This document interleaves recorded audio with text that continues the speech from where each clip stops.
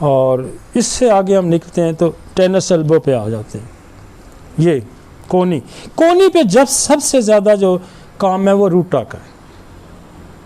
गोरों ने इसका नाम रखा है टेनिस। गोरे टेनिस बहुत खेलते हैं, मैंने भी बड़े अरसा टेनिस खेली है। तो ये जो अपना एल्बो बोन है ना, जो जॉइंट है, ये बहुत पकड़ा जाता है क्योंकि टेनिस जो होता है ना भारी होता है और वो ज़ोर लगाते हैं। लेकिन टेनिस एल्बो तो उन्होंने इसका नाम ही टेनिस एल्बो, लेकिन ये बहुत कॉमन औरतों में बहुत ज़्यादा होता है। थोड़ा वेट उठाएं तो ये टेनिस एल्बो हो जाती है। यहाँ हमारे पास जो सबसे एक्सीलेंट कभी फेल नहीं होती वो दवाई वो रूटा है, लेकिन हम इसको ड्रोसा और हम रूटा करके देते हैं। ड्रोसा हम यहाँ ज़रूर लगाते हैं, फिर ओरोमेट भी स्पोर्टिंग लगाते हैं, फिर रूटा लगाते हैं। कोई केस शाज़र नाजर रहता है। नहीं, मैं नहीं देता, मैं देता ही नहीं। मैं चलती है ये, आप ये ना जाए तो दाएं बाएं जा सकते हैं, हमें ज़रूरत ही नहीं पड़ती।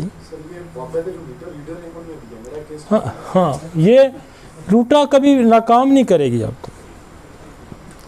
उसके बाद आ जाएं, बस एक चीज़ आपके पास काम कर रही है तो फिर मैं फंसेगा तो मैं सेकंड चॉइस कोई ढूंढूंगा इधर उधर, क्योंकि ये लिगामेंट बोन दोनों के कनेक्टिव टिश्यू पे रूटा का बड़ा रोल है और ये इसका ज़्यादा इस्तेमाल है, कसरत का इस्तेमाल है ना। टेनिस, फुटबॉल, वो क्या नाम आपके, बैडमिंटन, कुछ भी आप खेलते हैं, ये बहुत ही यूज़ होने वाली जगह है। यूं यूं यूं, तो इस पर बहुत ज़ोर लगता है। तो ये बड़ी दवाई है रूटा। और रूटा वैसे भी बहुत बड़ी दवाई है आँखों के मसल में और बेशुमार जगह, फ्रैक्चर्स में। अब आगे आ जाते हैं रिस्ट। रिस्ट में पहली दो ही दवाइयाँ यही लगेंगी, ड्रोसा लगेगी, ओरोमेट लगेगी। साइकोट होगा तो आप मेडोरिनम का ऐड कर सकते हैं। ये रिस्ट में पहले हम देते थे रूटा, बहुत ज़्यादा। मैं ये गैंग्रेन भी हो जाती है ना यहाँ ऐसे गिल्टी से गैंग्रेन बन जाती है, इसमें भी ये डिज़ोल्व करती। फिर केस फंसने शुरू हो गए, फिर हमने यहाँ एक्टिया स्पाइकाटा शुरू कर दी। यहाँ एक और आता है, इसको कहते हैं कार्पल टनल सिंड्रोम। वो नर्व कंप्रेस होती है और उसको वो सर्जरी करते हैं, लेकिन बात बनती नहीं है। तो अगर आप इसको करेंगे कार्पल ट्यूनल सिंड्रोम तो मरीज़ ज़रा खुश हो जाता है, कहते हैं डॉक्टर साहब ने कोई मर्ज भी पहचान लिया।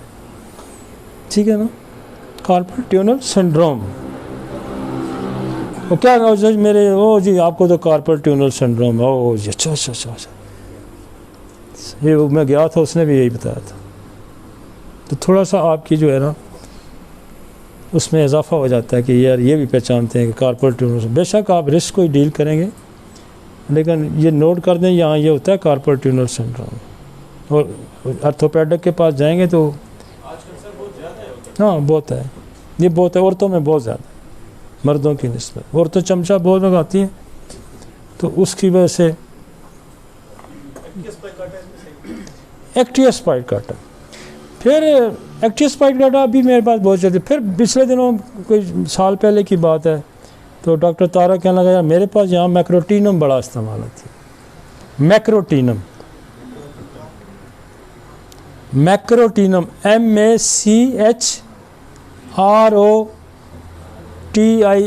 मैक्रोटीनम। अच्छा,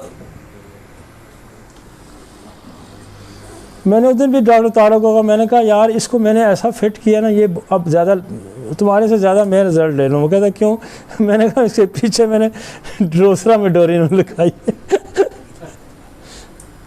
तो मैक्रोटीनम एक्सीलेंट वर्क है उसका, जहाँ पे आपने नाम भी नहीं सुना होगा, मैक्रोटीनम।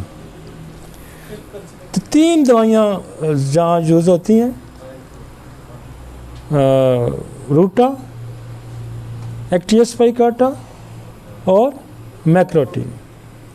अब यहाँ पैरालिटिक रात सोन भी हो जाते हैं और कभी कभी यहाँ आप कॉस्टिकम का भी इस्तेमाल कर सकते हैं, उससे भी फ़ायदा होता है।